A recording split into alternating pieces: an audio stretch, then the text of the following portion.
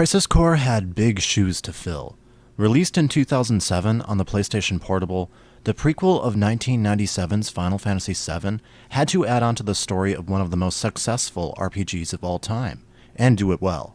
The game tells the story of Zack Fair, a character whose fate in the original game is...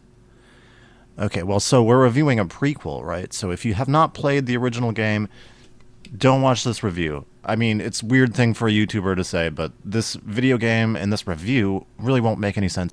So while I'm going to try to write this review light on spoilers for Crisis Core, I'm going to openly be referencing events of the first game, and seeing as Crisis Core basically spoils the biggest twist of the original game... Is this making sense?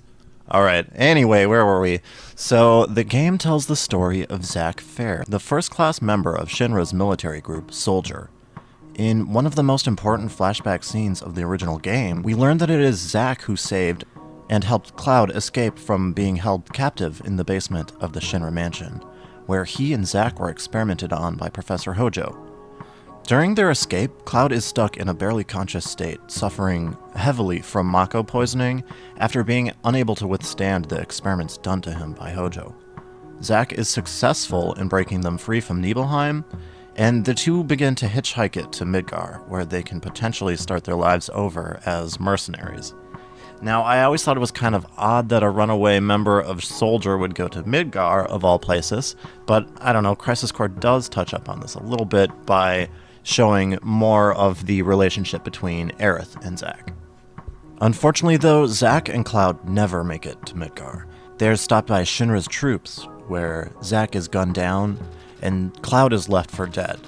However, Cloud miraculously survives, and with a Buster Sword in his hand, he makes his way to Midgar. Although his memories and sense of self are extremely muddled by the Mako poisoning and Genova cells inside him, he manages to meet up with Tifa, his childhood friend, who offers him a job. And while this is the end of Zack's story, it is only the beginning of Cloud's. So with Crisis Core, Square Enix had to take on the task of telling the story that an audience already knows the ending to, and they had to do so in a captivating and emotional way, worthy of putting the Final Fantasy VII name onto it. So did they pull it off? I'd say for the most part, yeah, Crisis Core is a great game. But there is one important thing I've got to point out before we break it all down, and that's that Crisis Core isn't the only prequel to Final Fantasy VII. In fact, it is just one piece of a greater project called the Compilation of Final Fantasy VII, which was spread into 4 games, a movie, and all created to expand the story of the original game. So these were all handled with love and care, right? They would tell captivating and emotional stories worthy of the Final Fantasy name, right? I mean, I'd say not exactly. I'd say most of these games and the movie exist as a low-effort attempt to get some extra dollars out of their most popular game. After all, we didn't see a compilation of Final Fantasy VIII or Final Fantasy IX. Now, don't get me wrong, I don't hate these things, and I'm a huge fan of Final Fantasy VII, so this stuff is entirely made for people like me. And yeah, I ate this shit up, but afterwards, it kinda left me with an upset stomach. In 2005, Square Enix released the first major part of the compilation, Advent Children. This movie is a sequel to the first game, taking place 2 years after the events of Final Fantasy VII. The story focuses on a new disease called geostigma, but the story, it's not good. It feels like the plot we get is more or less just kind of an excuse to show off some cool action scenes, get another Cloud versus Sephiroth fight, without, having to retcon the game and bring back Sephiroth. So the movie looks great, but in my opinion, that's about it. This movie exists to look nice and show you characters that you like. It's the definition of fan service. I just can't with good faith call this an essential piece of the story. But I know that this movie does have its fans. I don't want to go too hard in on this game, especially in a Crisis Core review. Maybe I should give it another watch sometime and make a video on it. The next release in the compilation is 2006's Dirge of Cerberus, which takes place 1 year after Advent Children, and focuses on Vincent Valentine. This game is a third-person shooter kind of action thing, and while it's been a long time since I've played this one, I do remember actually having a little bit of fun with it, but again, the story, I mean, it's kind of hard for me to recall a lot of it off the top of my head, but it definitely gives off fanfiction.net kind of vibes, and again, not awful, it's just not really a lot of substance, and especially for Final Fantasy VII. I mean, I'm a huge fan of Vincent Valentine. I just wish this game was better, I guess. When the last piece of the compilation, Crisis Core, released on the PSP... Wait, hold on, I said 4 games, right? We're skipping one. And rightfully so. You actually can't even play it. The first game in the compilation was actually the Japanese exclusive mobile game Before Crisis, which released episodically over several chapters and covered events that happened 6 years before Final Fantasy VII, with the story revolving around the Turks. Many events of the story are supposed to overlap with Crisis Core, but again, don't get too attached here. You can't play it. The game was never translated to English, and hasn't even been available in any capacity whatsoever since 2018, though I doubt anyone was playing it at that point anyway, as the chapters released between 2004 and 2006. So yeah, when Crisis Core, the last part of the Final Fantasy VII compilation, released on the PSP, a handheld console that I didn't even own, well, I can't say I was in a huge rush to play it. And after all, there's no other part of the compilation that I would describe as must-play or must-watch. Rather, I think that they exist as pieces of media made to satisfy the cravings of the more die-hard fans. So for years, I didn't play it. I never did buy a PSP, so I just kind of moved on from it, I guess. And I had always heard that it was such a great game, but without a way to play it, I guess I'd never really know. Well, that all changed when Crisis Core Reunion released for basically every modern console in December 2022.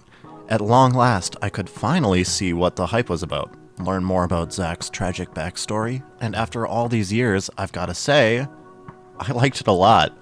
It's by far the best part of the compilation, and I can't believe I waited so long to experience this game. And seeing as I'm labeling these ramblings as a video review, I suppose I should probably talk about the game a little bit, so let's jump into it. Early in its development, the original concept for Crisis Core began as an expanded PSP port of the previously mentioned mobile game Before Crisis. But when Square Enix decided on making Zack the protagonist for the game, the idea was scrapped. Instead, what we received was a prequel that told the story of Zack Fair and how he progressed his career in Soldier, learned the dark truths about the company he dedicated his life to work for, and of course, the iconic events at the Shinra Mansion. Telling the story of a character whose fate was already sealed would be no easy task, and director of the game, Hajime Tabata, knew that he had to be careful not to upset fans by tarnishing their already established and critically adored story. The company had previously dealt with fan backlash after changing important details of the Nibelheim incident in a 2005 OVA titled The Last Order. Producer of the game, Hideki Amazumi, mentions in a 2008 interview that when we made that feature, we changed the presentation of that event from the original Final Fantasy VII. And the fan response was, well, there was considerable negative feedback in regard to changing a part of the story that they considered integral to the whole lore. So we listened to that and learned from that. And in fact, the Nibelheim incident is presented again in Crisis Core, and we were careful not to make the same decisions that we did in The Last Order. The game focuses primarily on Zack and his interactions with various members of Shinra, such as Lazard, the head of the soldier department at Shinra, and his mentor and soldier colleague, Angiel, a certain Shinra grunt named Cloud, who is pursuing his dreams of making it big in Soldier, and of course, Sephiroth, the main antagonist of the whole series. And we get to see Sephiroth at an age where he hasn't completely lost his mind. I've got to say, for the most part, these character interactions are phenomenal and play a huge part in why I like the game so much. I think Crisis Core easily is the best depiction of these characters, at least throughout the compilation, and I feel like the depictions of these characters, for the most part, stays true to the original game, with the characters behaving and interacting very naturally here. Onto the gameplay side of things, Crisis Core would take a slightly different approach, going with a more action-oriented combat system. The materia system of the original game was brought back, albeit in a very different way, and although this game does take on a more action-oriented combat system than traditional Square Enix RPGs of the time, the materia system does allow players to have some customization over how they want to play the game. The DMW system is brought in as well as a way to break up the fights in a creative way. It basically behaves as slots, with all kinds of combinations leading to powerful attacks, stat bonuses, and more. While I know some people are not a fan of the randomness that the DMW provides, I personally find it to be a creative way to add a little more depth to some of the longer fights. And the combat is only made better in this new remaster, as there are quite a few quality of life improvements to make the game play somewhat closer to the Final Fantasy VII Remake. However, at the end of the day, Crisis Core was a PSP game, and it still does play like one. A really good PSP game, but ultimately, yes, it is still an older game. And it is undeniably quite a bit more simple at its core than most RPGs these days. But I still had a lot of fun with it. And simplicity is perhaps one of the game's strengths. I do understand that this might be an issue for some newer gamers that didn't grow up around games like this, but I certainly don't mind it in a case like this. And when you play through the game, I think it's clear that it was designed to be played on a handheld system. And since the remaster does not significantly alter the gameplay, I'd say it's pretty safe to say the same can be said about Reunion. I almost double-dipped and grabbed the Switch version as well, but I still might. Moving on, the majority of the story is broken down into small sections that can be played in about an hour or two, and these chapters often jump between time and location, advancing the story without having any sort of overworld or exploration. This keeps the progression of the story moving at a pretty fast pace, with only a few notable exceptions. And that's not to say that there's no exploration whatsoever within these chapters. When the game puts you in a new area, whether that be the Midgar slums or Nibelheim, the maps are usually broken down into different zones, and then they are usually accompanied with some side quests to reward you for spending a little more time outside of the main objective. And those side quests, well, they're not that great, but we'll get back to that in just a minute here. The game tells the story of Zack Fair, a very charming and likable member of Shinra's military, and tells the story of how he ranks up within Soldier. Interactions between Sephiroth and various members of Shinra slowly begins to uncover the dark truths behind the organization that he works for. Zack is a character who we already know the fate of going into this game, so I was very curious to see how the character would be portrayed here. And overall, I'd say that Square Enix did a fantastic job at taking a character with only a few lines of dialogue in the original game and fully fleshing him out into a believable character, but also a super likable character. In Crisis Core, Zack is compared to a puppy, and to be honest, it's a pretty good description of him. He is probably the most happy-go-lucky protagonist a Final Fantasy game has maybe ever had. He is shown to be a deeply caring, loyal, and optimistic individual, and in spite of all of the struggles he goes through, he is not changed by the evils he encounters. This contrast to the world he lives in gives the game a very unsettling atmosphere when playing. You know that despite how hard he tries, there is no good outcome here. Zack is a good guy, but Zack is tragically naive to the evils that make up Soldier, and when playing through the final chapters of the game, I couldn't help but notice a feeling of unease, a sense of dread. I would almost compare the vibes to that of playing like a really good horror game, where you know there's no light at the end of the tunnel, but you need to see how the story ends. So I think it's really cool. Maybe this kind of storytelling is only possible because the player already knows what happens to Zack, and they don't know exactly how he got there, but we know there's no way that the player can alter his fate. Of course, not many great stories can be told without a good supporting cast, and in my opinion, Crisis Core does a pretty good job at introducing new characters into the Final Fantasy VII universe. Although the cast in general is pretty small, the majority of it is made up of Shinra employees that Zack interacts with, and many of these characters being pretty big players in the original game. The biggest, of course, being Sephiroth, the primary antagonist of the original game, Catching a glimpse of what Sephiroth was like before the Nibelheim events take place has got to be one of my favorite things explored in the game. But unfortunately, it doesn't dive too deep into that. After all, this game is told from Zack's perspective, but it's still nice to see some Sephiroth before he goes completely crazy. In Final Fantasy VII, a relationship between Aerith and Zack is mentioned several times. She refers to him as an ex-boyfriend, and in Crisis Core, we get to see this relationship explored deeper. And we get to see hints of how Zack's sense of duty to Shinra prevents him from really developing a full relationship with her. And Aerith's portrayal here is handled pretty good. I'd say it's great to see her in her younger years as well.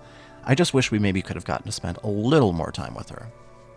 Zack's main support, however, comes from his mentor, Angielle Hewley, one of the most respected members of Soldier. Angielle can be summarized in one word: honor.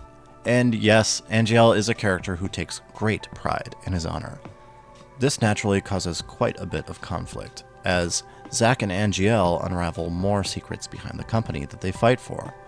On one hand, Angielle can be seen as somewhat of a one-note character.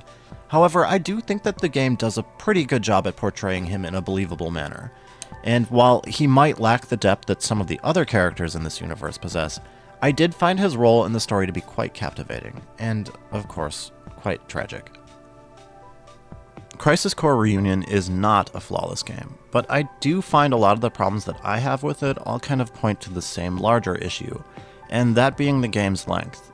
The main story of the game is not very long, with a typical run-through of the story only probably taking about maybe 13 or 14 hours. However, I would also have to assume that a realistic first playthrough will find you at least putting some time into the side quests and other stuff.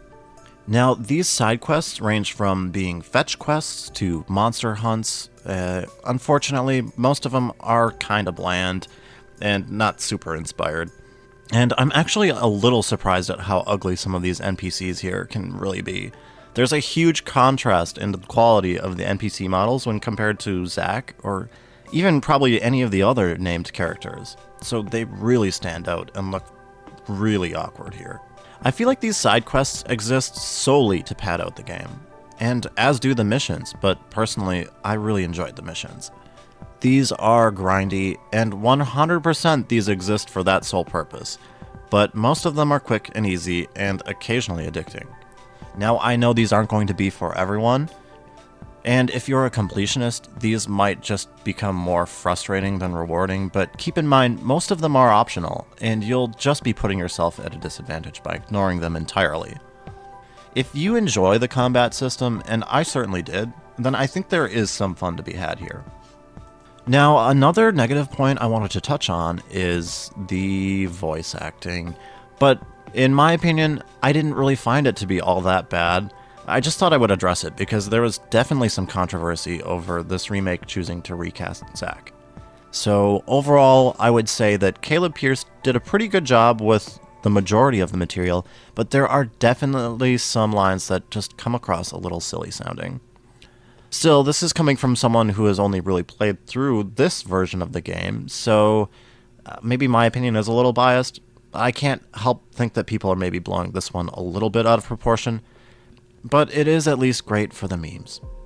And of course, we can't talk about Crisis Core without bringing up this guy. There was really only a few things that I knew about Crisis Core before playing the game. For years, I heard about how awful Genesis is, and now that I've actually experienced it firsthand, I don't know, he's not that bad. Yeah, he's pretty over the top. His insistence on talking in poetry is probably the biggest issue here. And yeah, the way that he pops in and out of the story to hit Zack with some piece of infinite wisdom, or just talk about the goddamn gift of the goddess, and then pop right back out, just to leave Zack and the player confused. I don't know, it's truly fascinating stuff.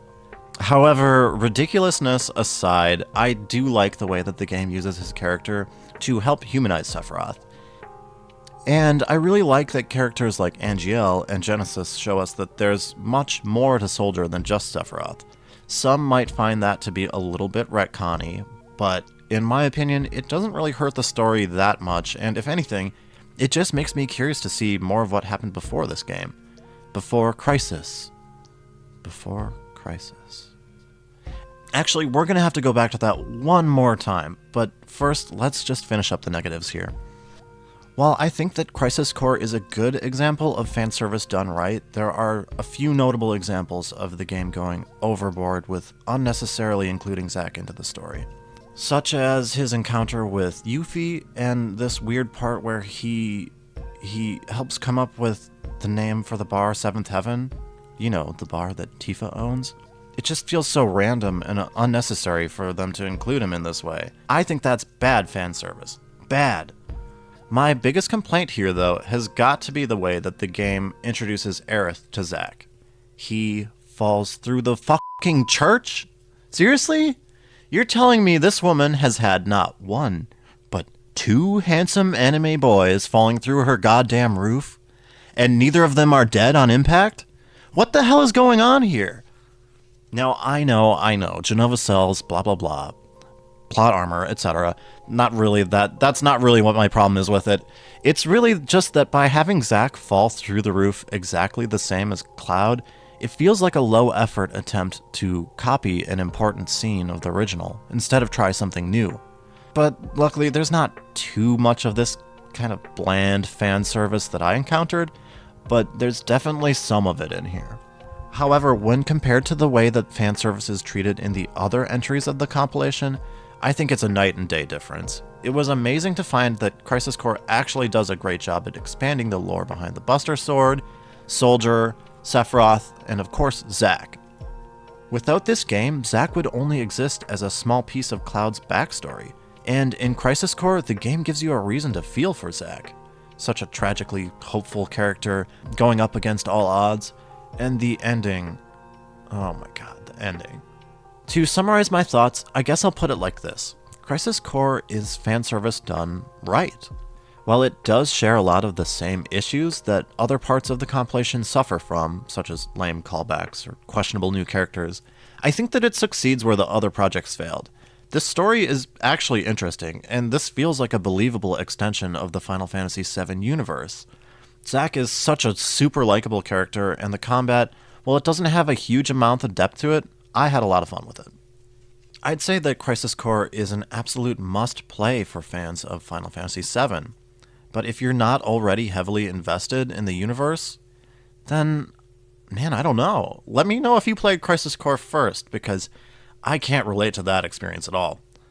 But, you know, I'm kind of upset with myself for not playing this game sooner, as I think my opinion of the Final Fantasy VII compilation is really different now, and I think it's no mistake that Square Enix is releasing this game between parts of their remake. Will more characters from Crisis Core find their way into Rebirth? I'd think so. And if Crisis Core left you wanting more, then there's some great news. In case you have not heard about it yet, Square Enix is currently developing a new mobile game titled Ever Crisis, which is set to tell the story of the entire compilation, including the long-lost Before Crisis. So while I'm trying not to set my expectations too high for this, knowing that Square Enix has kind of a mixed track record with mobile games, I can't help but get myself a little bit excited for it. So fingers crossed for Ever Crisis to turn out to be a legit, real fun game, but I guess only time will tell. Anyway, thanks for listening to my ramblings here. If you guys liked this video, don't forget to like the video, and consider subscribing for more Final Fantasy stuff. And I'm going to try to make at least a video or two about all of the games we play on here. So if that sounds cool to you, well, I'll be here. And anyway, let me know what you guys liked or disliked about Crisis Core in the comments. And yeah, that's it for this one. Peace. Take care of yourselves, guys.